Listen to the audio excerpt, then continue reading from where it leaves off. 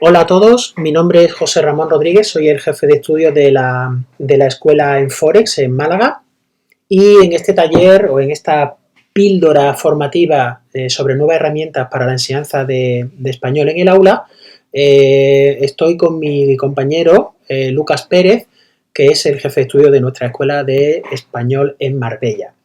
En esta píldora o en este taller vamos a presentar dos grandes bloques, un bloque en el que vamos a hacer una introducción un poquito más teórica, pero breve, sobre, por una parte, cómo concebimos el proceso de enseñanza-aprendizaje para continuar con algunas pistas para organizar las situaciones de aprendizaje y centrarnos finalmente en el desarrollo de la competencia digital, lo cual dará parte o dará pie para el segundo bloque que desarrollará Lucas, en el que presentaremos algunas herramientas para la enseñanza de español para trabajar en el aula. Tanto herramientas como trabajo con algunas de las redes sociales más populares. El proceso de enseñanza-aprendizaje lo entendemos como un juego de equilibrio y tensiones, por una parte, entre los conocimientos y las habilidades, es decir, entre lo que conforma el concepto de competencia. Siempre hemos dicho que aprender una lengua no es simplemente adquirir unos conocimientos, sino también las habilidades de uso de esos conocimientos que podríamos llamar teóricos, ya sean gramaticales, léxicos, discursivos, funcionales, ¿no? Y incluir la habilidad de uso de dichos conocimientos. Pero por otra parte, lo que ocurre en el aula es otro juego de equilibrio y tensión entre el aprendizaje y, ¿por qué no?, la diversión. Sí que es cierto que la función del profesor no es divertir. Sin embargo, no es extraño para ninguno de nosotros que cuando nos divertimos, cuando se genera un clima positivo en clase, cuando la relación entre profesor y alumno es fluida, cuando hacemos actividades lúdicas, juegos, dinámicas, o cuando incluimos el uso de las herramientas digitales, es innegable que el aprendizaje es mucho más eficaz. En este juego de tensiones y equilibrio, que es una forma, digamos, gráfica de presentar cómo entendemos el proceso de enseñanza-aprendizaje, nos lleva a plantearnos dicho proceso en base a ocho conceptos, ¿no? ocho pistas. Primero, la primera pista sería que organizáramos el aprendizaje en bloques breves o en secuencias breves. ¿Por qué? Por un lado, porque conseguimos mejor la motivación y la implicación del alumno. ¿Por qué? Porque sabe hacia dónde vamos, sabe qué estamos haciendo, sabe cuál es el objetivo inmediato de este bloque de trabajo. Y segundo, que al mismo tiempo sería lo principal, porque nuestro cerebro tiene una capacidad de atención que es limitada. Hay diferentes estudios que hablan de 21 minutos, de 25 minutos, aproximadamente de 30 minutos. Esto es algo que los profesores que trabajan con niños tienen muy claro, ¿no? Organizan trabajo breves, ¿no? O trabajo incluso por rincones, ¿no? Actividades que son cortas, porque así el niño va a trabajar de forma mucho más a gusto, viéndole un fin a lo que está haciendo. Pero los que trabajamos con adultos muchas veces nos olvidamos de ello y planteamos una sucesión de actividades una detrás de otra durante 1 hora y media, y en la que contamos, digamos, pues con la buena predisposición del alumno, que sabe que tiene que estar ese tiempo, ¿no? Así que la primera idea organiza el aprendizaje en secuencias breves.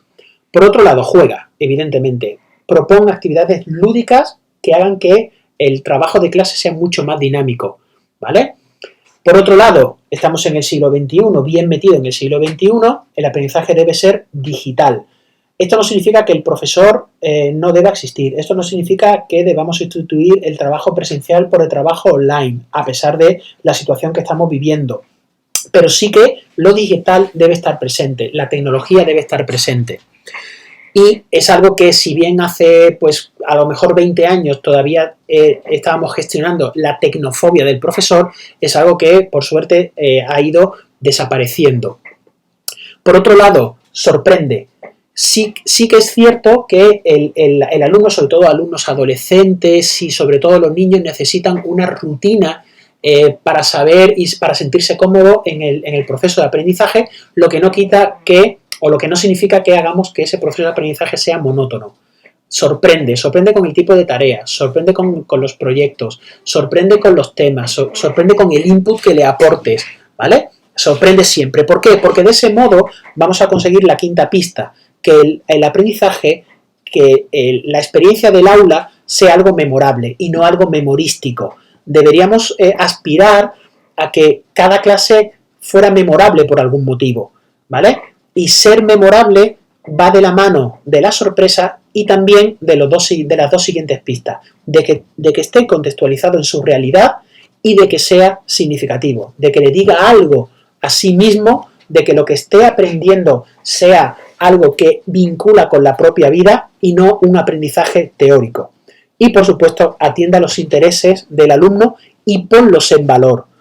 Debemos preocuparnos por los intereses de los alumnos y también darle valor. Con los alumnos adolescentes muchas veces nos pasa que nos preguntamos, pero bueno, ¿qué sentido tiene que el alumno, que el chico esté viendo vídeos de gente jugando videojuegos? Bueno, primero, un primer paso es saber que eso se hace, pero segundo, vamos a intentar entender por qué y después vamos a llevarlo al aula, vamos a didactizarlo, vamos a convertirlo en objeto de aprendizaje. Estaremos consiguiendo mucho. Y hablábamos de aprendizaje digital, es decir, utilizar la tecnología que tenemos en el aula, que fundamentalmente, independientemente de que tengamos o no pizarra digital, de que tengamos proyector o no, de que tengamos una televisión que podamos conectarle un pendrive para convertirlo en una pantalla donde utilizar diferentes herramientas. Hay un dispositivo que está siempre presente, que es el teléfono móvil, que tiene la ventana a todos los mundos, que es Internet, y además a una cantidad de aplicaciones que nos van a servir para grabar audio, para grabar vídeo, para compartir, para escribir, para reaccionar.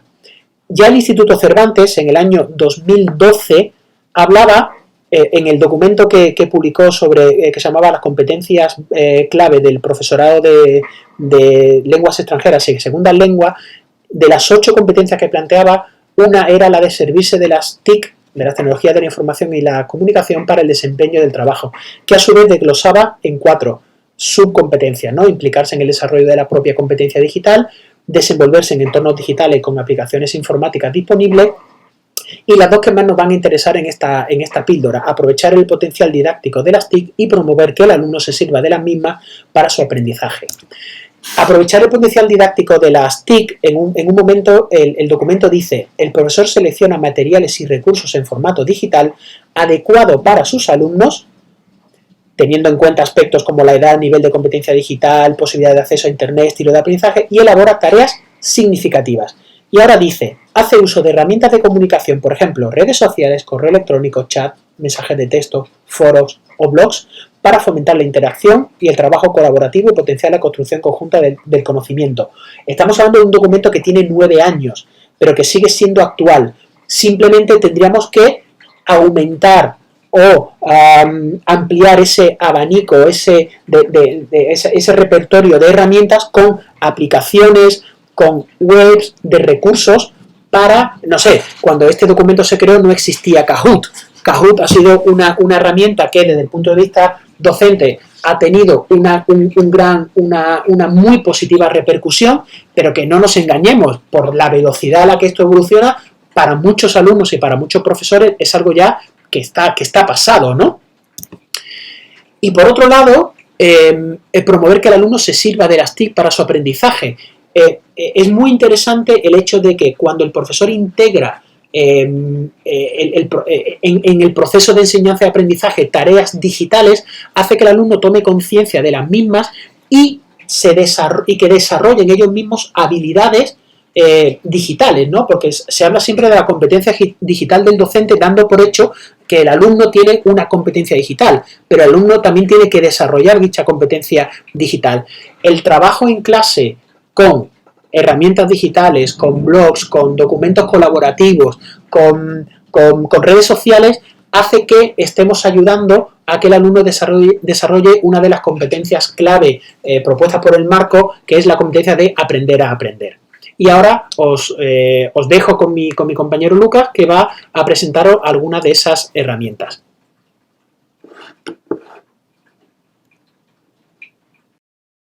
Gracias, Ramón, por tu presentación. Soy Lucas Pérez, jefe de estudios de Fore Marbella, y a continuación os voy a presentar algunas herramientas para usar en clase. Estas herramientas son Mentimeter, Educaplay, Genially, y también veremos algunos ejemplos de uso de la red social Instagram. Vamos a ir directamente a la página web de Mentimeter para explicaros in situ cómo funciona. Vamos a crear una nueva presentación.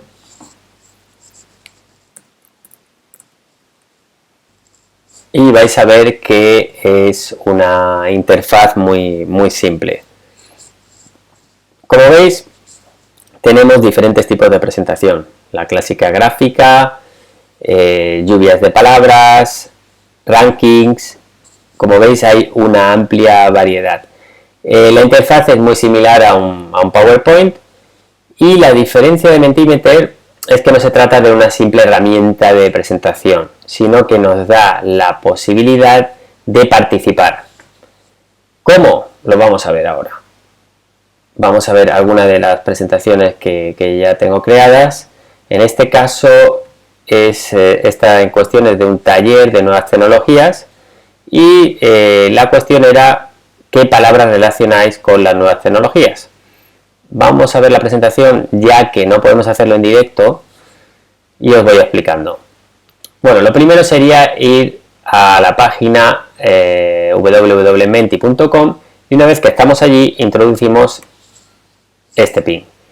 Cuando introducimos este pin, accedemos desde nuestros móviles a 5 cajetines donde tenemos que responder a la cuestión. En este caso, como he dicho antes, era palabras que relacionamos con las nuevas tecnologías. Una vez que vamos introduciendo y vamos enviando, las palabras aparecen en la pantalla. Y tienen una singularidad. Como veis, el tamaño varía. ¿A qué se debe? Se debe a que a mayor uso de esa palabra por nuestros estudiantes, la palabra aumenta de tamaño. Como digo, esto es una presentación de uno de mis talleres, pero en clase la suelo usar para, por ejemplo, lluvias de léxico en una nueva unidad. Por ejemplo, imaginad gastronomía. Nuestros estudiantes teclean las palabras que saben y empiezan a aparecer en la pantalla. A diferencia de la clásica lluvia de ideas que tenemos que hacer en la pizarra, pues esta herramienta nos da la posibilidad de que ellos participen directamente. Y así nosotros pues vemos de un vistazo qué palabras conocen más, cuáles menos, dependiendo del tamaño, y además podemos detectar también pues algunos pequeños errores de ortografía, de escritura, ¿no? Y por eso pues la hace una herramienta bastante atractiva. Como habéis visto, tiene muchas opciones. Esta es solo una de ellas, para que veáis la potencialidad que tiene, ¿no? Vamos a ir ahora mismo a Educaplay. Vamos a ir a Educaplay. Salimos de la presentación.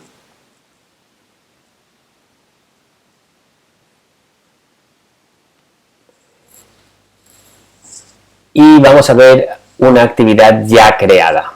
Nos dirigimos a todas las actividades, lógicamente, pues como siempre, todo el proceso de registro.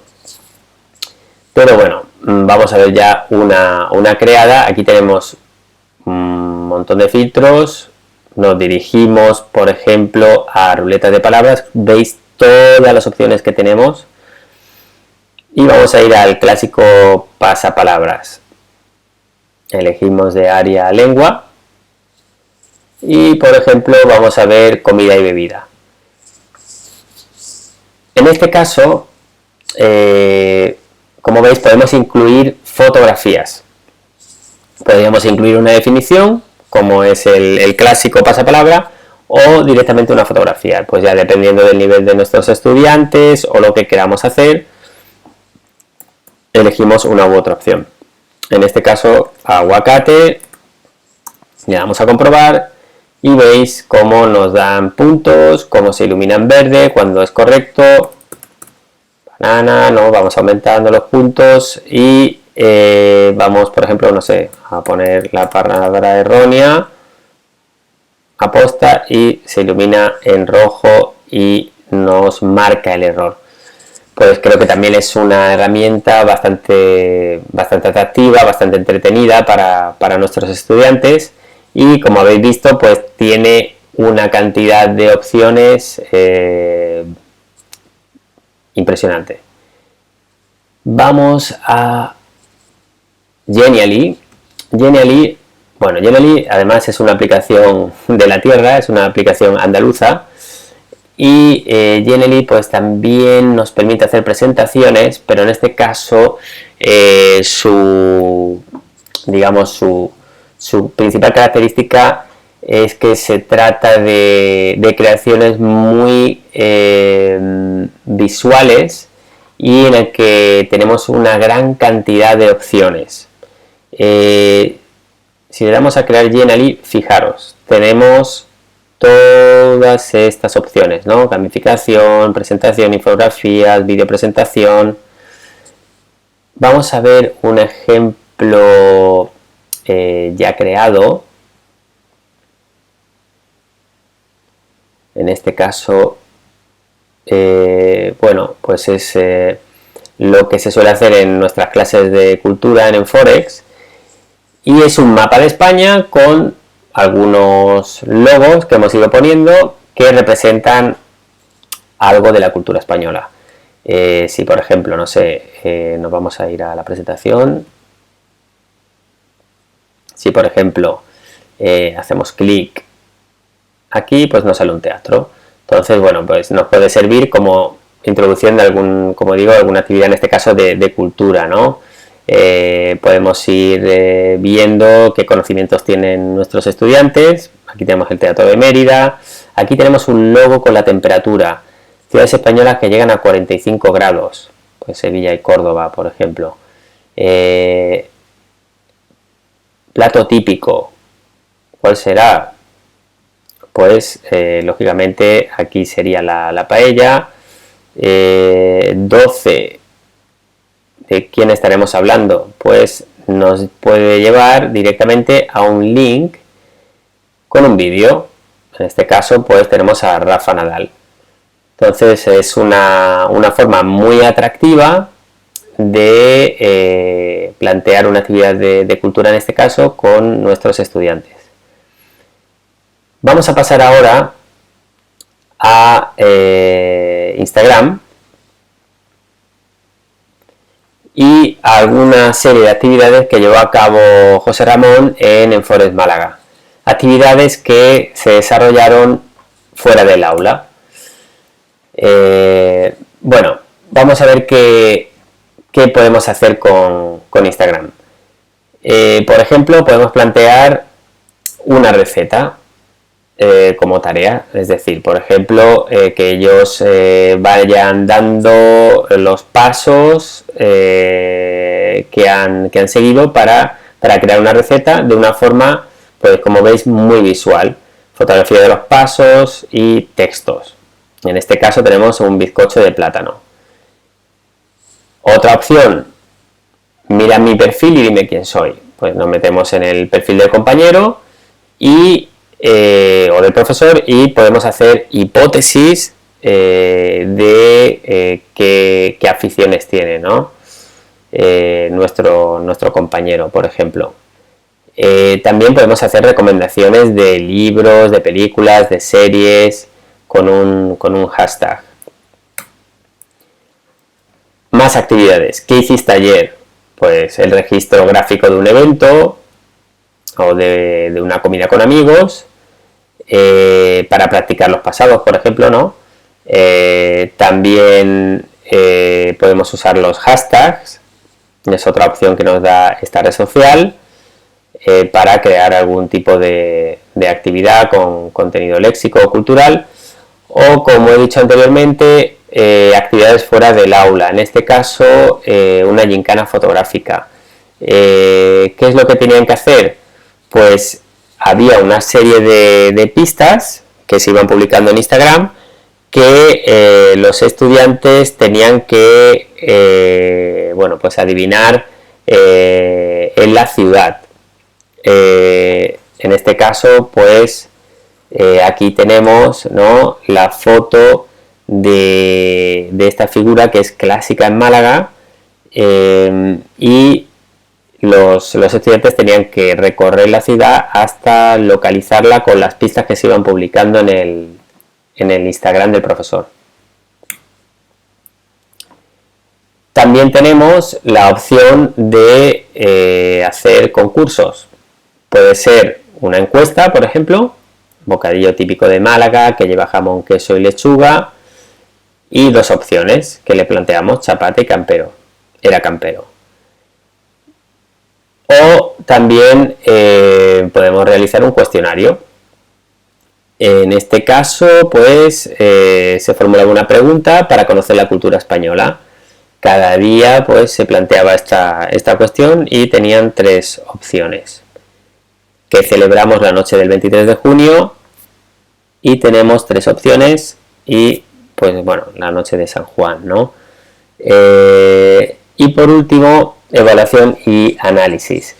Es decir, todas estas opciones que presenta Instagram son evaluables. Podemos controlar si las respuestas han sido correctas o no, y bueno, pues es una de las características que también lo hace muy ventajoso, ¿no?, a la hora de poder también evaluar nuestras clases. Bueno, pues esto ha sido todo. Muchísimas gracias por vuestra atención y hasta otra píldora informativa.